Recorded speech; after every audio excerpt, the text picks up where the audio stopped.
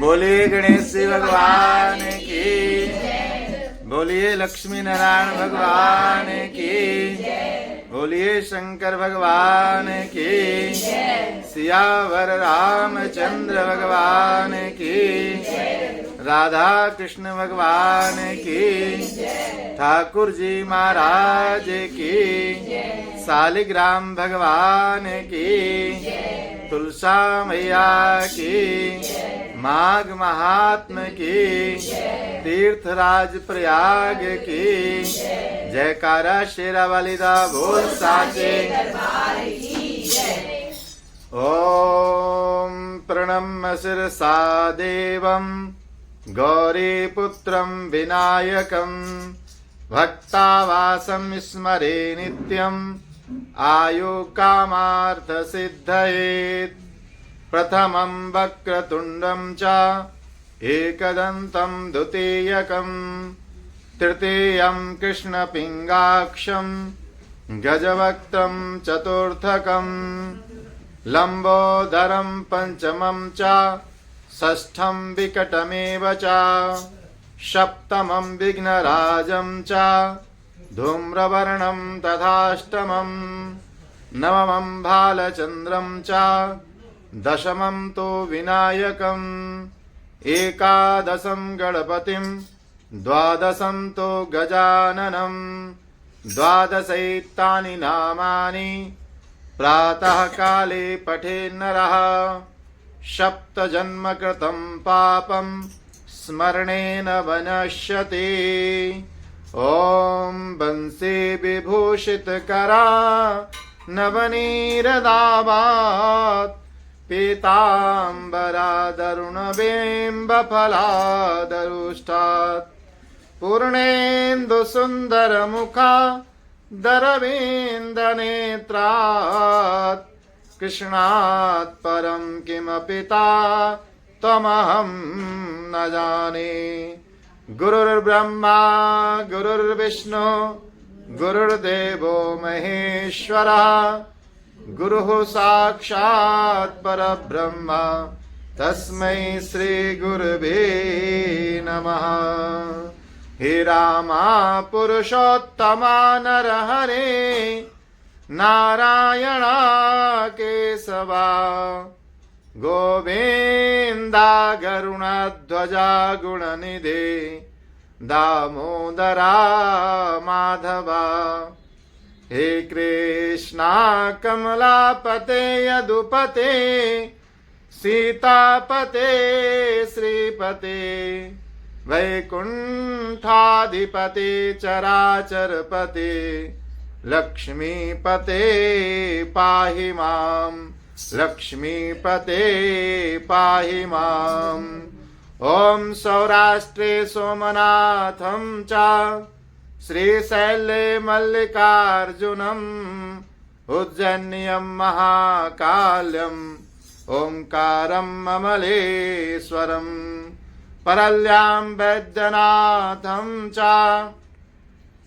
डाकिन्यां भीमशङ्करम् सेतुवन्दे तु रामेशं नागेशं द्वारिकावने वाराणस्यां तु विश्वेशं त्र्यम्बकं गौतमी तटे हिमालये तु केदारं कृष्णेशं च शिवालये। एतानि ज्योतिर्लिङ्गानि प्रातः काले पठे नरा सप्तजन्म कृतं पापं स्मरणेन विनश्यति। त्वं वैष्णवी शक्तिरनन्तवीर्या विश्वस्य बीजं परिमाषि माया सम्मोहितं देवि समस्तमेतत्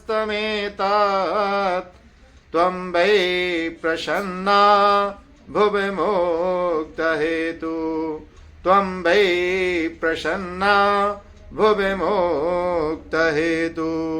बोलिए शंकर भगवान की, बोलिए ठाकुर जी महाराज की। बोलिए तुलसा मैया की, गंगा मैया की, माघ महात्म की, तीर्थराज प्रयाग की, जयकारा शेरावाली दा। दरबार की जय। कथा प्रारंभ होत है, आओ वीर हनुमान रामा, आओ वीर हनुमान। राम लखन सीता सहित आए करो कल्याण, सियावर राम जय जय राम, मेरे प्रभु राम जय जय राम। तो मंगल भवन अमंगल हारी, प्रभु दशरथ अजीर बिहारी। दीन दयाल विरद संवारी, रघुनाथ मम संकट भारी। अब प्रभु कृपा करहु यही भांति, सब तज भजन करहु दिन राति। माघ मकर रवि गत जब होई, और तीरथ पतहि आव सब कोई।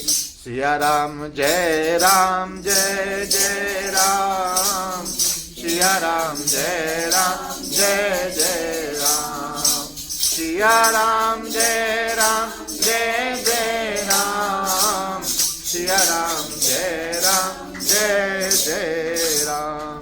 बोल सियावर रामचंद्र भगवान की।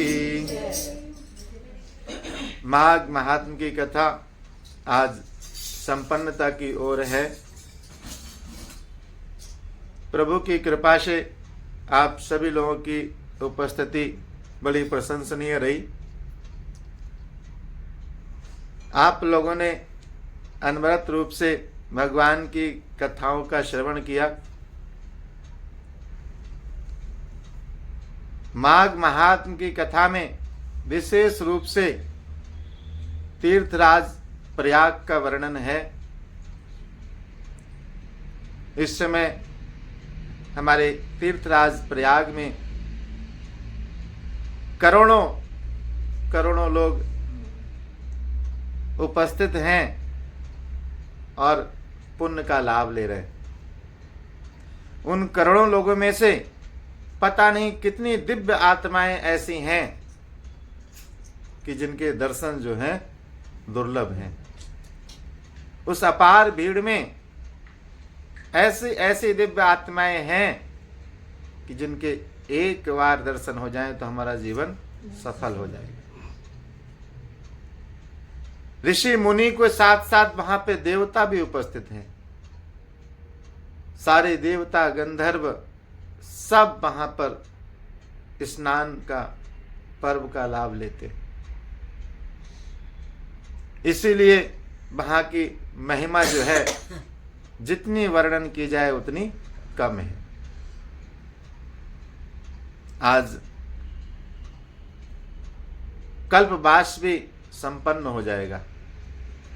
जितने कल्पवासी हैं वो सब आज अपना व्रत और संकल्प पूर्ण करके, जो भी 1 महीने तक उन्होंने अनवरत रूप से साधना तपस्या की है, सभी लोग अपने अपनी कुटिया में अपनी अपनी शक्ति और सामर्थ्य के अनुसार प्रसाद भोग बनाते हैं और ब्राह्मणों को, साधु महात्माओं को जिमाते हैं, और जो भी उनके पास है वो दान पुण्य करके संकल्प करके अपने घर की ओर प्रस्थान करते हैं। आज जितने भी कल्पवासी हैं सब कुछ ना कुछ अपना पूर्णता का उद्यापन करके अपने घर की ओर आते हैं और अपने जीवन को सफल बनाते हैं।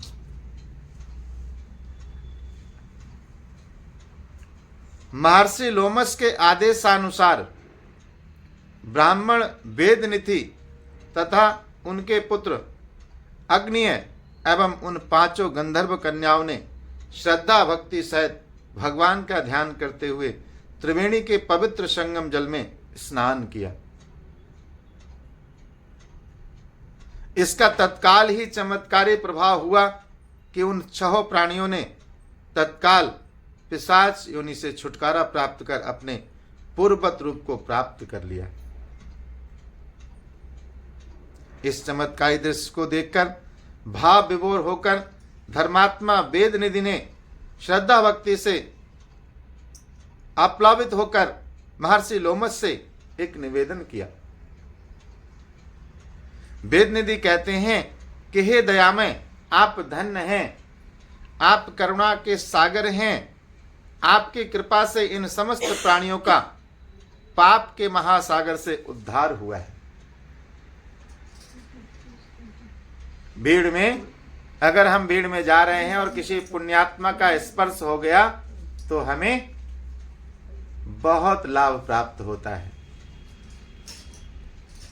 हमारे चरण वहां पड़ गए जहां किसी पुण्यात्मा के चरण पड़े हैं तो अनायास हमें पुण्य की प्राप्ति हो जाती है। इन्हें यंत्रदायी पिशाच योनि से मुक्ति प्राप्त हुई है। हे महामुनि श्रेष्ठ, अब ये समस्त प्राणी आपकी शरण हैं, आप कृपा कर इनका कर्तव्य एवं भविष्य निर्धारित करें। आप ही इनका जो कर्तव्य हो उसका आदेश दें।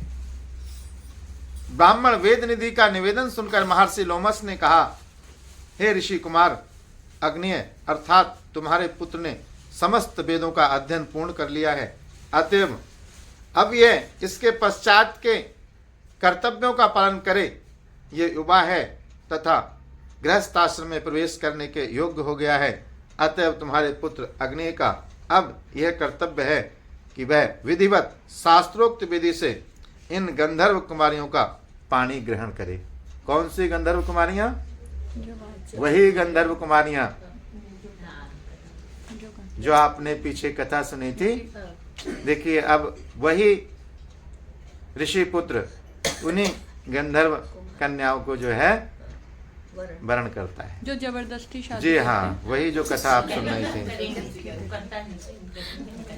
इसके पश्चात महर्षि लोमश के आदेशानुसार तथा अपने पिता के सानिध्य में पूर्ण शास्त्रोक्त विधि से उन पांचों गंधर्व कुमारियों को अपनी पत्नी के रूप में उसने स्वीकार किया। देखिए, जब हम लोग कथा सुन रहे थे पहले तो हमें ये लग रहा था कि उसको ऐसा श्राप नहीं देना चाहिए था, वो कोई गलत थोड़ी कर रही हैं भाई, उनको उसके साथ थोड़ी दया रखनी चाहिए थी। ये सारी चीज़ें हुई, लेकिन कहते हैं कि जब जिस चीज़ का जो समय सुनिश्चित होता है उसी समय के अनुसार वो चीज़ होती है। किसी भी कार्य को करने के लिए हड़बड़ाहट में ये नहीं सोचना चाहिए कि भाई ये काम ऐसा क्यों नहीं हुआ। हमारे सबके जीवन में भी ऐसी घटनाएं होती हैं कि हम चाहते हैं कि ये काम हमारा ऐसे हो जाए, लेकिन वो वैसा नहीं होता। अगर जो प्रभु के भक्त हैं, प्रभु के श्री चरणों में आस्था रखते हैं, तो आप ये मानिए कि उन्हें प्रभु की इच्छा को स्वीकार करते हुए अपने मन मस्तिष्क को भी और अपने हृदय को भी उस परिस्थिति के लिए जितनी जल्दी हो सके तैयार कर लेना चाहिए। अन्यथा अगर आप उस परिस्थिति के लिए तैयार नहीं होंगे तो जब तक आप उस परिस्थिति के लिए तैयार नहीं होंगे तब तक आपके जीवन में परेशानियां उपस्थित रहेंगी। तो अगर किसी परेशानी से हमें बाहर निकलना है तो इसका सबसे बड़ा सूत्र यही है कि आप उस स्थिति को स्वीकार कर लीजिए। ना स्वीकार करना ही परेशानी उत्पन्न करता है। कहते हैं उन्होंने अपनी पत्नी के रूप में उनका पानी ग्रहण कर लिया। अपनी मनोरथ सिद्धि के हर्ष में आनंदित होकर वो पांचों गंधर्व कुमारियां तथा ऋषि कुमार अग्नि आनंद उत्सव मनाने लगे। उन गंधर्व कन्याओं को बड़ी प्रसन्नता हुई क्योंकि उनकी मनोकामना पूर्ण हो गई। गंधर्व कन्याओं के आनंद का तो पारावार ही नहीं था। इस समस्त आयोजन को संपन्न कराने के पश्चात महर्षि लोमश भी अपने आश्रम को प्रस्थान करते हैं। महर्षि लोमश भी अपने आश्रम को चले गए। महर्षि लोमश के प्रस्थान करने के पश्चात महात्मा वेद निधि भी अपने पुत्र अग्नि तथा पांचों पुत्र वधुओं के सहित प्रसन्न मन कुबेर के लोक को प्रस्थान कर गए। 5 गंधर्व कन्याएं प्राप्त हुई, 1 पुत्र और 5 पुत्र वधु। वाह क्या बात है। 5 पुत्र वधुओं को लेके वेद निधि जी कुबेर लोक को प्रस्थान कर गए। तत्पश्चात महर्षि वशिष्ठ जी कहते हैं कि हे राजन, तीर्थराज प्रयाग का यह दिव्य इतिहास अत्यंत पवित्र एवं मनोरम है। यह समस्त प्रकार के व्यक्ति के किए हुए, मन से किए हुए, वचन से किए हुए, कर्म से किए हुए पापों का नाश करते हैं। हमारे जीवन में बहुत सारे पाप ऐसे होते हैं जो हमारे मन से होते हैं, बहुत सारे ऐसे होते हैं जो हमारे कर्म से होते हैं, और बहुत सारे ऐसे होते हैं जो हम अपनी वाणी से करते हैं। रास्ता चलते चलते हम किसी को भी कुछ भी कभी बोल जाते हैं, हमें पता भी नहीं चलता कि हमने अपने मुख से किसको क्या कह दिया, और जिसको कह दिया वो यही सोचता जाता है कि भाई मैंने तो इनका कुछ बिगाड़ा नहीं, फिर भी ये मेरे प्रति ऐसा भाव रखते हैं। बताओ, तो जब आपका किसी ने कुछ बिगाड़ा नहीं, आपने उसको अनर्गल कुछ बोल दिया, तो आपने अनायास पाप ओढ़ लिया। इसीलिए कहते हैं कि बोलते समय विचार करें, पहले तोलो फिर बोलो, और बिना तोले बोलोगे तो या तो वजन ज्यादा हो जाएगा, और ज्यादा ही हो जाएगा, कम तो होगा नहीं। तो इसलिए तोल के बोलो। तो इसलिए तीनों प्रकार के पापों का नाश होता है। कहते हैं जो मनुष्य भक्ति भाव से इसका नित्य प्रति पाठ करते हैं, उन्हें संपूर्ण मनोरथ सिद्धि प्राप्त होने के बाद परमात्मा के धाम की प्राप्ति होती है। माघ महात्म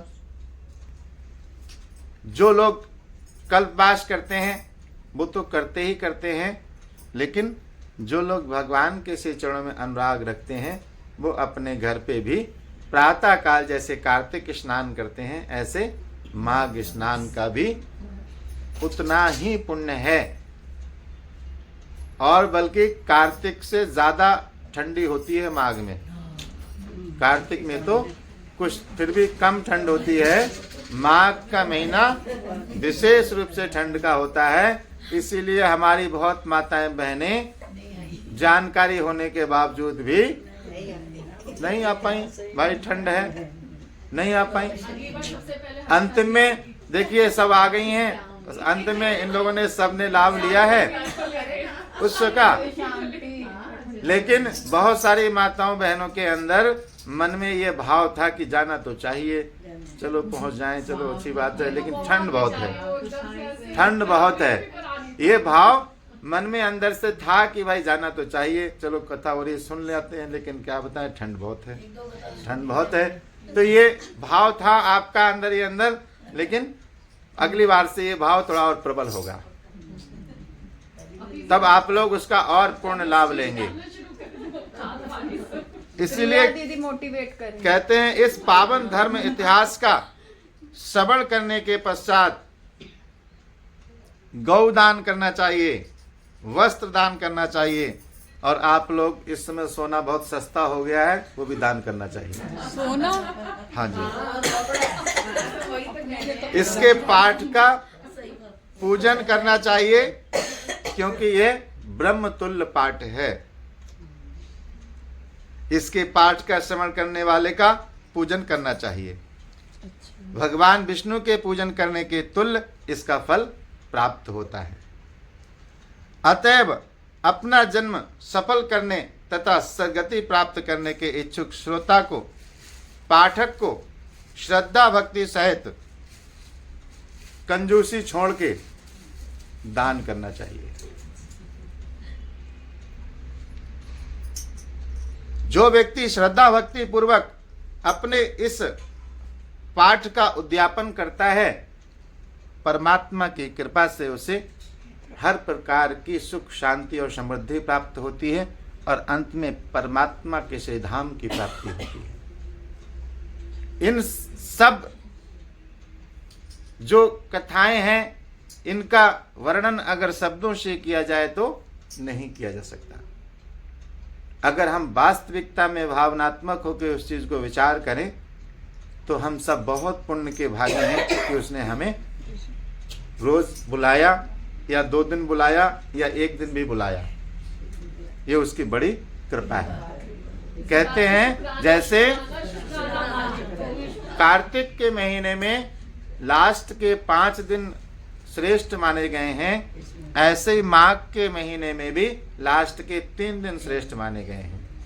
और अगर 3 दिन भी नहीं है तो 1 दिन भी श्रेष्ठ है, जो आप पूर्णिमा के दिन आए हैं। इसलिए आप लोगों ने वो संपूर्ण फल प्राप्त किया है। परमात्मा आप सब लोगों को माघ महात्म का पूरा फल प्रदान करें और अपनी भक्ति प्रदान करें। आप सब लोगों का मन परमात्मा के श्री चरणों में लगा रहे और परमात्मा से एक प्रार्थना करें कि हे परमपिता परमेश्वर, इतनी शक्ति हमें देना दाता, मन का विश्वास कमजोर होना, हम चले नेक रास्ते पे हमसे भूल से भी कोई भूल होना। जय श्री कृष्णा, जय श्री कृष्णा। हे प्रभु, हमसे कोई भूल ना हो, बस इतनी शक्ति देना। हम आपके श्री चरणों में प्रणाम करते हैं। बोलिए लक्ष्मी नारायण भगवान की, बोलिए शंकर भगवान